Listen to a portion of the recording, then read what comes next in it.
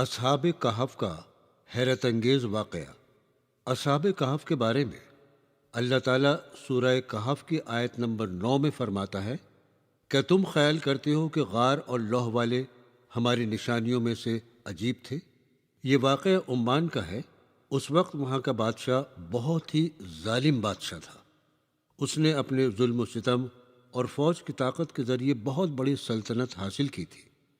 اسے اپنی فوجی طاقت کا بہت ہی غرور اور تکبر ہو گیا تھا، اور اسی وجہ سے وہ خدائی کا دعویٰ کرنے لگا، اور اس نے پورے شہر میں اعلان کروا دیا کہ سب لوگ میری اطاعت اور عبادت کریں اور صرف مجھ کو ہی خدا مانیں، اور جو کوئی میرے حکم کی خلاف ورزی کرے گا اس کو سخت سے سخت سزا ملے گی۔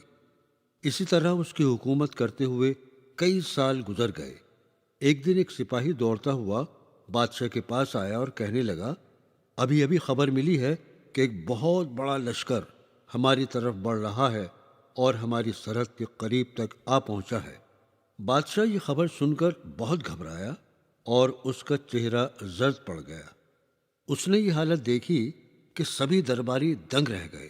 وہ سوچنے لگے کہ یہ تو اپنے آپ کو خدا سمجھتا ہے اور خدائی کا دعویٰ کرتا ہے اور کہتا ہے ساری مخلوقات میرے قبضے میں ہے، لیکن آج تو یہ ہماری طرح ایک عام آدمی ہے، کیونکہ ویسے بھی یہ ہماری طرح کھاتا پیتا ہے، ہماری طرح سوتا جاگتا ہے اور ہماری طرح چلتا لباس پہنتا ہے۔ یہ کام تو خدا کے نہیں ہو سکتے۔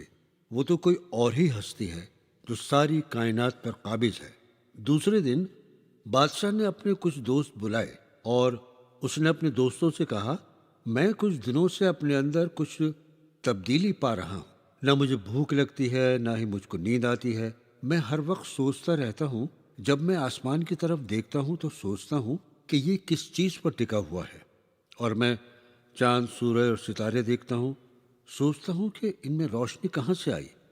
جب میں طرح طرح کے پھول دیکھتا ہوں تب خیال آتا ہے کہ ان میں خوشبو کہاں سے آئی۔ جب میں درخت دیکھتا ہوں تب سوچتا ہوں کہ ان پر اتنے لذیذ پھل کہاں سے آئے۔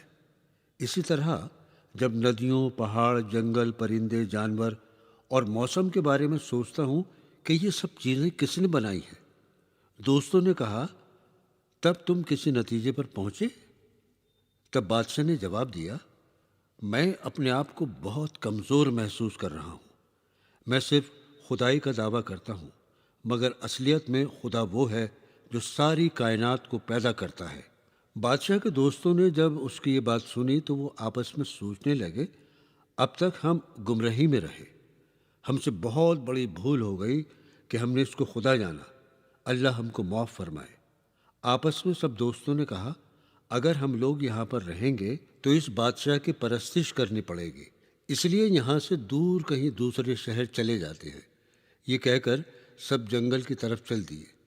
کچھ دور چلنے کے بعد انہیں جنگل میں ایک چرواہا ملا جو اپنی بھیڑ اور بکریاں چرا رہا تھا۔ اس سے باتیں کی اور بادشاہ کی پوری کہانی سنائی۔ چرواہا ان کی باتیں سن کر کہنے لگا، اب تو میں بھی تمہارے ساتھ چلوں گا۔ وہ سب لوگ اب ساتھ ساتھ آگے کی طرف جانے لگے۔ انہوں نے دیکھا کہ چرواہے کا کتا بھی ہمارے ساتھ چل رہا ہے۔ انہوں نے چرواہے سے کہا، اسے واپس بھیج دو۔ اگر یہ ہمارے ساتھ چلے گا تو بادشاہ کے سپاہی ہم لوگوں کو پکڑ لیں گے۔ انہوں نے کتے کو واپس بھگانے کی بہت کوشش کی، مگر وہ نہیں بھاگا۔ اس پر چرواہے نے کہا، اس کو ساتھ چلنے دو، یہ ہماری حفاظت کرے گا۔ چلتے چلتے انہیں ایک پہاڑی نظر آئی جس میں ایک بہت بڑا اور گہرا غار تھا۔ سب نے مشورہ کیا کہ کچھ دیر آرام کرنے کے لیے اس غار میں ٹھہر جاتے ہیں، کیونکہ تھک بھی گئے ہیں۔ سب لوگ غار کے اندر چلے گئے اور کتا غار کے دہانے پر بیٹھ گیا۔ اس غار کا رخ اس طرح کا تھا کہ سورج طلوع ہوتا تو اس کی سیدھی روشنی غار کے اندر جاتی تھی، اور جب سورج غروب ہوتا تب بھی اس کی روشنی اندر آتی تھی۔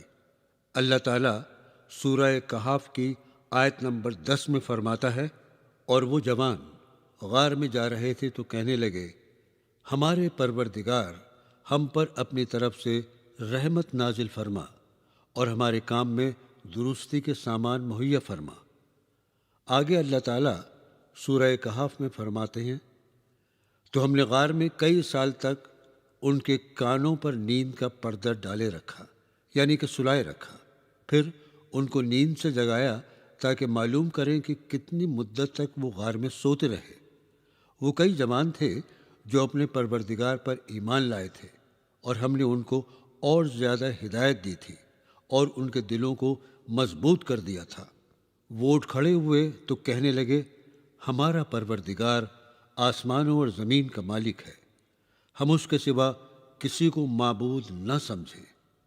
اللہ تعالیٰ آگے فرماتا ہے، تمہارا پروردگار تمہارے لیے اپنی رحمت وسیع کر دے گا اور تمہارے کاموں میں آسانی کے سامان مہیا کرے گا، جیسا کہ ہم نے ان جوانوں کے لیے کیا تھا۔ جب سورج طلوع ہو تو تم دیکھو کہ دھوپ ان کے غار سے داہنی طرف سمٹ جائے، اور جب سورج غروب ہو تو ان سے بائیں طرف کترا جائے، اور وہ اس غار کے بیچ میں سو رہے تھے۔ یہ اللہ کی نشانیوں میں سے ہے۔ اگر تم ان لوگوں کو دیکھتے تو سوچتے کہ جاگ رہے ہیں، حالانکہ وہ سو رہے تھے۔ ہم ان کو دائیں طرف اور کبھی بائیں طرف کروٹ بدلواتے رہے ہیں، اور ان کا کتا غار کے دروازے پر اس طرح دونوں ہاتھ پھیلائے سو رہا تھا کہ اگر تم اس غار میں جھانک کر دیکھتے تو خوف سے بھاگ جاتے، کیونکہ ہم نے کتے کے چہرے کو خوفناک بنا دیا تھا۔ اور جب ہم نے انہیں نیند سے 309 سال بعد جگایا تو وہ آپس میں کہنے لگے، ہم کتنی مدت تک یہاں پر سوئے؟ ان میں سے ایک شخص نے کہا، ایک دن یا اس سے بھی کم۔ پھر ایک شخص نے کہا، ہمارا پروردگار ہی اس کو خوب جانتا ہے۔ وہ لوگ بھوکے تھے، لہٰذا انہوں نے ایک شخص کو کچھ سکے لے کر کھانے کا سامان منگوانے کے لیے غار سے باہر بھیجا۔ جب وہ غار سے باہر آیا تو وہ حیرت سے چاروں طرف دیکھنے لگا، کیونکہ وہاں کا منظر ہی بدلا ہوا تھا۔ پہاڑوں پر اب چند سوکھے درخت نظر آ رہے تھے، اور جس راستے سے وہ آئے تھے وہ بدلا بدلا نظر آ رہا تھا۔ اسے یہ منظر دیکھ کر بہت تعجب ہو رہا تھا۔ اس کی سمجھ میں کچھ نہیں آ رہا تھا کہ آخر ایسا کیسے ہو گیا۔ جب وہ روٹی لینے کے لیے روٹی والے کی دکان پر پہنچا، اور جب روٹی والے کو سکے دیے تو روٹی والا کہنے لگا، یہ سکے تو بہت پرانے ہیں، تمہارے پاس کہاں سے آئے؟ کیا تمہیں کوئی خزانہ گڑا ہوا ملا ہے؟ وہ شخص بولا کہ یہ سکے میرے ہیں اور مجھے کوئی خزانہ نہیں ملا ہے، اور یہ سکے تو اس شہر کے بازار میں چلتے ہیں، یہ کوئی پرانے سکے نہیں ہیں۔ کچھ ہی دیر میں روٹی والے کی دکان پر بھیڑ جمع ہو گئی، اور اس شخص کو بادشاہ کے سامنے پیش کیا گیا۔ بادشاہ نے پوچھا، تمہیں کوئی خزانہ ملا ہے؟ کیونکہ یہ تو 300-400 سال پرانے سکے ہیں۔ اس شخص نے کہا، مجھے کوئی خزانہ نہیں ملا ہے۔ میں جب اس شہر سے نکلا تھا تو اس وقت ایک ایسے بادشاہ کی حکومت تھی کہ لوگ اس کی عبادت کرتے تھے، لیکن آج مجھے یہ شہر بالکل بدلا ہوا لگ رہا ہے۔ یہاں کے محل، مکان اور سڑکیں سب بدلی ہوئی ہیں۔ بادشاہ نے اس شخص سے پوچھا، تمہارا اس شہر میں گھر کہاں پر ہے؟ وہ بولا، یہاں سے کچھ فاصلے پر میرا مکان ہے، اور یقین نہیں ہے تو آپ میرے ساتھ میرے گھر چلیے۔ بادشاہ نے کہا، ٹھیک ہے، میں تمہارے ساتھ چلتا ہوں۔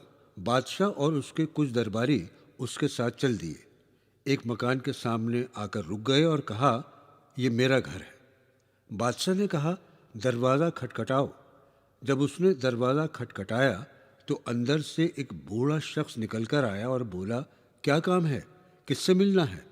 بادشاہ نے کہا، یہ شخص اس مکان کو اپنا گھر بتا رہا ہے، کیا یہ بات سچ ہے؟ اس بوڑھے آدمی نے کہا، میں تو ان کو جانتا بھی نہیں، اور یہ مکان تو میرا ہے۔ بادشاہ نے کہا، کیا یہ جھوٹ بول رہا ہے؟ تب اس بوڑھے آدمی نے کہا، ٹھہرو، میں ان سے کچھ سوال پوچھتا ہوں۔ اس نے پہلے اس سے پوچھا، تمہارا کیا نام ہے؟ جب اس نے اپنا نام بتایا تو وہ بوڑھا آدمی بولا، یہ تو میرے دادا جان کا نام تھا، جو اس ظالم بادشاہ کے شر کی وجہ سے شہر چھوڑ کر چلے گئے تھے۔ پھر اس نے مکان کے اندر کی کچھ نشانیوں کے بارے میں پوچھا۔ اس نے صحیح بتایا، اور وہ بوڑھا آدمی کہنے لگا، یہ میرے دادا جان ہیں، اور وہ یہ کہتا ہوا اس شخص سے لپٹ گیا پھر بادشاہ نے اس شخص سے پوچھا، تمہارے باقی ساتھی کہاں پر ہیں؟ ہمیں ان کے پاس لے چلو۔